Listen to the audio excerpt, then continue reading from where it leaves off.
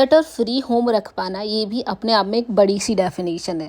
कहने में तो बहुत छोटा लगता है कि हाँ, घर को क्लटर फ्री रखना है और घर का हर एक काम मैनेज करके रखना है, यानी चीज़ें हैं जो मैनेज करके रखनी है, अपनी जगह पे रखनी है। बट ये एक लॉन्ग प्रोसेस है जो धीरे धीरे ही हमारी लाइफ में आती है, हमारी हैबिट्स में आती है ना? क्योंकि घर में इतना छोटा-छोटा सामान होता है, बच्चों का, घर की, किचन का, मतलब बहुत सारा सामान।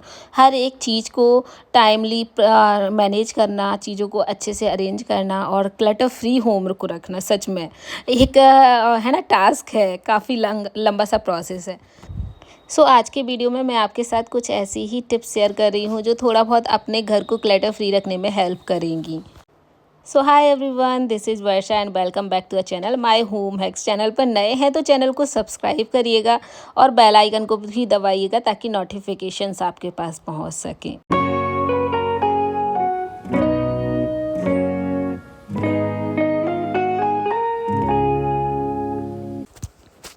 जो क्लटर फ्री होम रखने की हैबिट्स है ना, वो एक दिन में तो आती नहीं है, धीरे धीरे ये प्रोसेस चलती जाती है। हमें बस चीज़ों का ध्यान देना है, बहुत ज़्यादा लंबी लिस्ट बनाने की ज़रूरत नहीं है, बहुत ज़्यादा टाइम देने की ज़रूरत नहीं है। घर का एक पार्ट उठाइए, उसको क्लीन करिए। आपका जो लंबे समय तक चीज़ें चल रही हैं, जैसे कोई कॉर्नर काफ़ी लंबे समय तक रखा है, तो उसको एक बार आप जाके महीने में 15 दिन में चेकआउट करिए कि वहाँ पर क्या ज़्यादा सामान ऐड ऑन हो गया है, क्या उसमें एक्स्ट्रा सामान ऐसे रखा है जो हमें हटाना है, या क्या हम उसको आज या 10-15 दिन में यूज़ कर सकते हैं, उनको करना है। कुछ चीज़ें ऐसी होती हैं जो साल में सिर्फ एक बार निकलती हैं। जैसे मैंने इस कंटेनर में कुछ दिवाली से रिलेटेड चीज़ें रख रखी हैं जो एक बार ही निकलती हैं साल में, बट वो हमें घर में रखनी होती हैं क्योंकि बार बार हम खरीद नहीं सकते हैं, पैसा ही वेस्ट होगा। कुछ सामान ऐसे होते हैं जो हमें गिफ्ट्स में मिल जाते हैं, कुछ सामान ऐसे होते हैं कभी कभार हम ऑनलाइन मंगा लेते हैं बट वो हमारे यूज़ में नहीं आते हैं। तो इस तरह की चीज़ें हैं, वो टाइमली चेक करते रहना चाहिए। कभी कभी दिमाग से क्या होता है कि कई चीज़ें निकल जाती हैं और हम उनको यूज़ नहीं कर पाते हैं, तो कभी उनको यूज़ करने की कोशिश करिए। जैसे कोई सामान है, कोई क्रॉकरी की का सामान है, आप उनको काफ़ी टाइम से अगर रखा है ना, तो उनको आप यूज़ करके उन्हें थ्रो आउट करिए, यानी एक बार यूज़ कर लीजिए जितना भी कर सकें, जब तक मन भर रहा है। बाकी का अगर वो गिफ्ट देने लायक हैं, किसी को देने लायक हैं, तो आप वहाँ पर डोनेट कर सकते हैं, गिफ्ट्स में दे सकते हैं। इस तरह से चीज़ें खाली होगी और हमारे घर का जो क्लटर है वो थोड़ा बहुत कम हो जाएगा।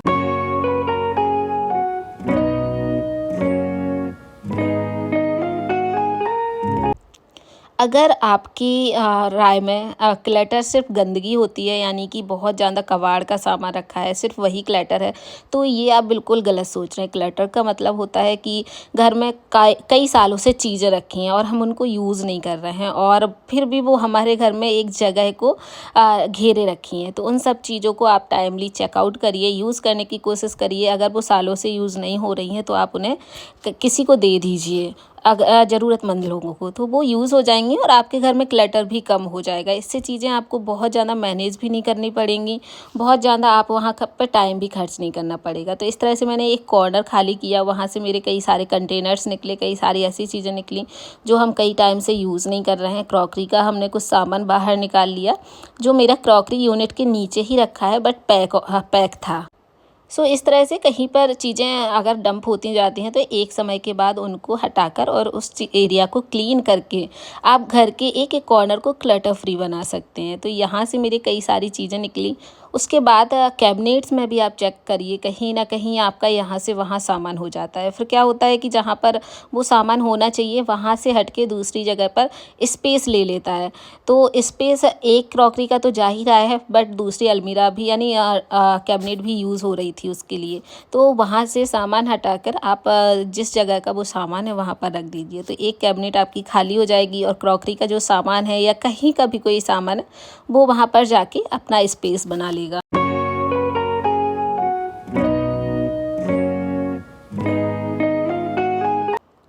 मैंने सारा जो भी एक्स्ट्रा यहाँ वहाँ हो जाते हैं कप ग्लासेस, तो मैंने सारे क्रॉकरी में ला के रख दिए। कुछ चीज़ें ऐसी भी होती हैं जो देखने में सुंदर लगती हैं, उनको हटाने का मन नहीं करता है, तो उनको बिल्कुल भी आप कोशिश मत करिए हटाने का। अगर कोई घर की सुंदरता बढ़ा रहा है ना, उन चीज़ों को कभी भी नहीं थ्रो आउट करना चाहिए। या तो वो डैमेज हो गई हैं या फिर ख़राब हो गई हैं, उनको हटा सकते हैं। बाकी का अगर कोई चीज़ सुंदर लग रही है देखने में तो वो रखे रहने दीजिए।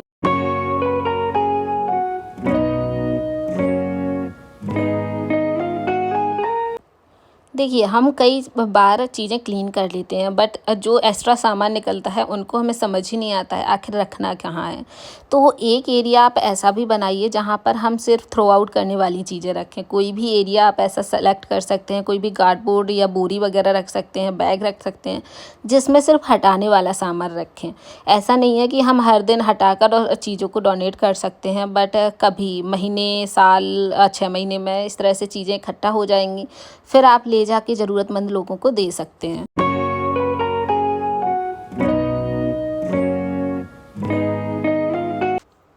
जो काम मैं स्टार्ट करती हूँ उन्हें श्योर करती हूँ कि उसी टाइम पर ख़त्म हो जाएँ। जैसे मैंने कंटेनर्स निकाले थे, ये प्लास्टिक के कंटेनर हैं, बट ड्राई चीज़ें रखने के लिए यूज़ आ जाते हैं। प्लास्टिक प्रॉपर्ली हटाना चाहिए, बट कई बार चीज़ें यूज़ होती हैं, पुरानी रखी होती हैं, हटाने का दिल नहीं करता है, बट वो यूज़ होती हैं ड्राई चीज़ें रखने में।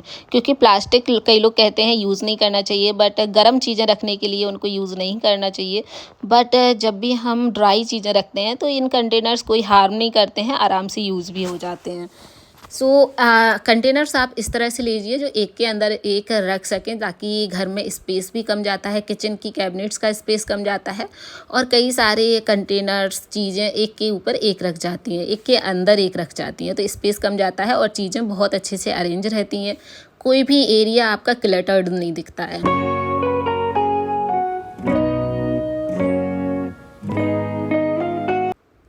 किचन हो या कोई भी घर हो, खाली चीज़ों के लिए एक कैबिनेट या एक ड्रॉर आप रख सकते हैं, जिसमें कि सभी खाली कंटेनर्स, खाली बॉक्सेस स्टील के हों, प्लास्टिक के हों, ग्लास के हों या एक्स्ट्रा टिफ़िन बॉक्सेस हों, एक जगह पर रखेंगे। जब भी ज़रूरत पड़ेगी तो आपको एक जगह पर मिलेंगे और यहाँ वहाँ नहीं ढूंढने पड़ेंगे।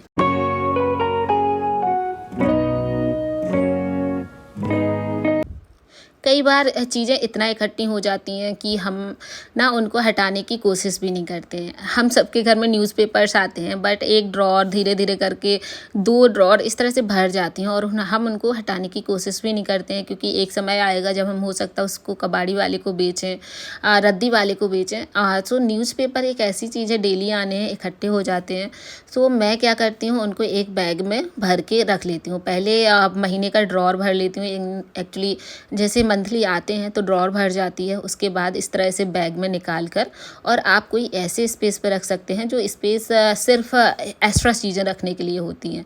फिर जब चाहें हम इसको रद्दी में बेच सकते हैं, या फिर न्यूज़पेपर हम कई जगह पर यूज़ भी कर लेते हैं। बट अगर ड्रॉर्स को क्लीन ना किया जाए तो सारी ड्रॉर्स सिर्फ न्यूज़पेपर से भर जाएंगी, लिविंग रूम की हैं जो, तो और सामान नहीं रख पाएंगे। तो इससे अच्छा है कि आप टाइम टू महीने में आप ड्रॉर को खाली करके और जितने भी न्यूज़पेपर्स हैं उनको एक जगह रख लीजिए। तो मैं ऐसा करती हैं, एक मेरे पास सीढ़ियों के नीचे एक कैबिनेट बना हुआ है जिसमें कि बैटरी वगैरह रखती है या चीज़ें रखती हैं जो कबाड़े फालतू होती हैं। सो मैंने यहाँ पर उसको रख दिया, जब भी मुझे अब ज़रूरत होगी या रद्दी में देनी होगी तो यहाँ से निकाल के दे दूँगी। कई बार चीज़ों को हम ऐसे ही सोचते हैं कि थ्रो आउट करने की चीज़ है। जैसे मेरा रिंग लाइट बिल्कुल यूज़ नहीं होता था, तो मैंने सोचा इसको या तो किसी को दे दूँगी या फिर मैंने बेड बॉक्स में डाल दिया था। बट फिर मुझे एक चीज़ दिखी, जैसे कि ये होल्डर है, ये रोटेटिंग होल्डर है, ये किसी भी रिंग लाइट में ऐड हो जाता है। क्योंकि रिंग लाइट मैं यूज़ नहीं करती हूँ, बट इसका जो स्टैंड है वो काफ़ी ज़्यादा कॉम्पैक्ट होता है, यानी सिंगल खोलना होता है, लंबा हो जाता है, छोटा हो जाता है, बहुत ईजी होता है इससे वीडियो शूट करना। तो जो शूट करते हैं वीडियो, उनके लिए ये परफेक्ट है। आप 200-250 रुपये का इस तरह का कोई भी होल्डर लेके और आप अपना जो रिंग लाइट है उसको यूज़ कर सकते हैं। मैं काफ़ी दिन से इसके बारे में सर्च कर रही थी कि मुझे कुछ ऐसा मिल जाए कि मैं रिंग लाइट यूज़ कर सकूँ, तो ये परफेक्ट ऑप्शन था।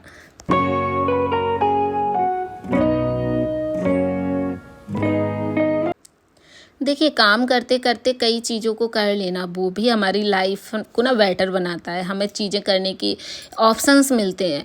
देखो, जिसको प्लांट्स का शौक़ होता है वो प्लांटेशन तो करता ही करता है, जिसको और चीज़ों का शौक़ होता है वो टाइम निकाल के बीचों बीच कई चीज़ें सीख लेता है। और प्लांट्स के बारे में कई लोग पूछते हैं कि कैसे आप इनको करते हैं। जैसे कि मैं यहाँ ज़्यादा खरीदती नहीं हूँ, खरीद भी लेती हूँ, बट कभी कभी क्या करती हूँ, जैसे सिंगोनियम है और मनी प्लांट है, ये दोनों पानी में ग्रो हो जाते हैं। तो एक दो उगते हैं, उसके बाद मैं कटिंग कर करके 2 से 3, 3 से 4, 4 से 5 इस तरह से कन्वर्ट कर देती हूँ। तो सिंगोनियम की कटिंग किचन में हरी भरी भी दिखती है और काफ़ी ज़्यादा लुक इन्हेंस करती है किचन का, ग्रीनरी अगर रख दें, क्योंकि डार्क प्लेस होता है या फिर किचन में कई लोग सोचते हैं कि प्लांट्स नहीं रख सकते, तो इस तरह के प्लांट्स जैसे मनी प्लांट्स और सिंगोनियम पानी में ग्रो करें तो ये डार्क में भी ख़राब नहीं होते हैं और काफ़ी ग्रीनरी हमारे किचन में ऐड ऑन कर देते हैं। तो इस तरह से मैं एक के बाद एक प्लांट अपने बढ़ाती जाती हूँ और घर में ग्रीनरी ऐड ऑन करती जाती हूँ, मुझे काफ़ी अच्छा लगता है। सो गाइस, इसी के साथ एक कप चाय एंजॉय करूँगी एंड इस वीडियो का एंड करूँगी। आई होप कि आपको वीडियो पसंद आया होगा, थोड़ा बहुत मोटिवेट किया हो, अच्छा लगा हो तो लाइक करिएगा एंड कमेंट बॉक्स में ज़रूर बताइएगा। मिलते हैं आपको एक नए और इंटरेस्टिंग वीडियो के साथ, तब तक के लिए आप लोग अपना ख्याल रखिएगा। Bye bye, tata and take care.